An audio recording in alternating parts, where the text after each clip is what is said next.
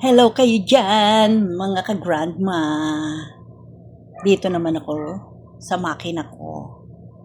Meron kasi akong i-alter na damit ng apo kong 2 years old. Medyo mahaba sa kanya. Rapos ang laylayan. Kaya natutuntungan. So, nilupi ko yung rapples. Tapos, tatahian ko ngayon. Pag medyo malaki na siya, pwede ko nang tastasin yun. Ibabalik ko na sa dating, haba. At tapos, itong medyo yung dibdib nito, yung bandang dibdib na yan, medyo maluwag sa kanya. Kaya ako, marami akong garter. Meron akong maliit na garter, meron akong iba-ibang size.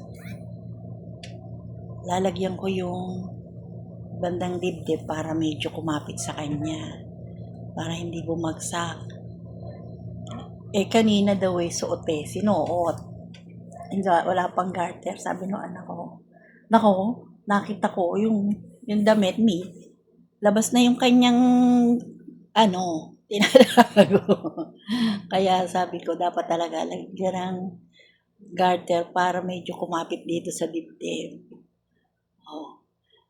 Iba talaga pagka merong marunong manahi sa bahay. Yung konting problema ba, yung katulad niya, simpleng problema lang sa damit, masusolusyonan na.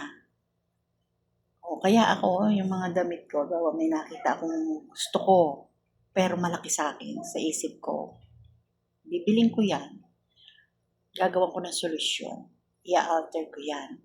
Ganon, kalimitan, ganon. Sila din, itong mga anak, pag yan meron silang maliit, sabihin sa akin, pakikita, mas magagawa ko ito ng paraan. Picture, papakita lang. Hindi pa nabibili kasi malaki sa akin. Medyo tinitingnan ko. Sige, pwede. So, bibili nyo. Tapos, i-repair ko. Pati yung anak kong lalaki, may pantalon niya. Di pa pag nabili naman ng pants, hindi naman sakto. Misa ng sukat, misa mahaba. Sabihin mo sa akin, liitan mo to, siyan mo, tapos kung medyo maluwang, baston mo, ganon. Madali, hindi ka na maghahanap pa ng saan ba meron ditong tahian, at saka ngayon, ang pa-repair, mahal. Mananahi na ako ng buo kaysa mag-repair, lalo yung damit. Nako, kaya mas mahal pa ang di ba? Iyan baka pag dinala mo yan sa stri sa mananahi hindi lang 100 ang singilin sa'yo, simple-simple naman ang gagawin mo. Ayun, diba, susuksukan ko lang ng garter, tapos na. Ganun lang naman. Kasi, natuto ko niyang manahi noong magkaroon ako ng unang anak ko sa panganay. Nanonood kasi ako sa tiyahin ko ng pananahi. Marunong, galing manahi no, galing magtabas. Nakikita ko, ganun lang pala ginagawa. So, ang ginawa ko, yung mga ritaso, nanay ko rin yung mananahi. May mga ritaso nanay ko. Pinagpraktisan ko. Natuto ako. Hanggang sa yung isang tiyahin ko, siya sa akin tahi mo ko sige, tatahi ko kayo. Bibili ng tela, miski yung mga kortina niya, yung mga panlagay niya sa sopa. Tapos pag may nakitang yari, sabihin ng, ganun gusto ko. So, kumbaga, pa lang ako, hindi pa ako masyado. Inilalapat ko lang yung damit na, yung tama sa sukat niya, ilalapat ko lang doon. Tapos kung ano yung yari, ganun lang. Natuto ako hanggang sa year 2000. Nag-enroll ako sa Manpower. Kasi may mga sikreto yung pananahi dito, yung may sikretong tabas yan. Pag hindi mo nakuha, hindi maganda. Nag-aral ako. Sa inyo. Outstanding ang lola sa lahat ng ng session nung na yon. Sabi ng mga klase ko, ang bilis mong manahi, ang galing mo, no?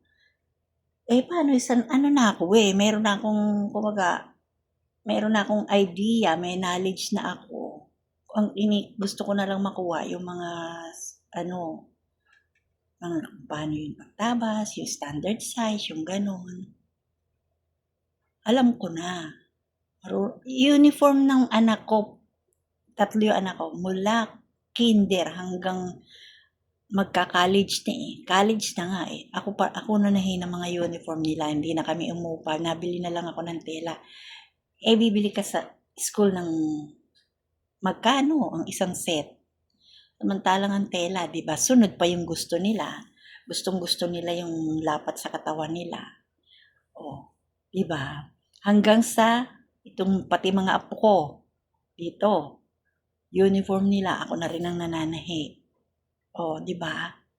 Ang mahal ngayon. Diyos ko po. Oh, mga kalola, see you again on my next vlog. Please follow me. Good day to you. Tapos na yung ginagawa ko. Oh.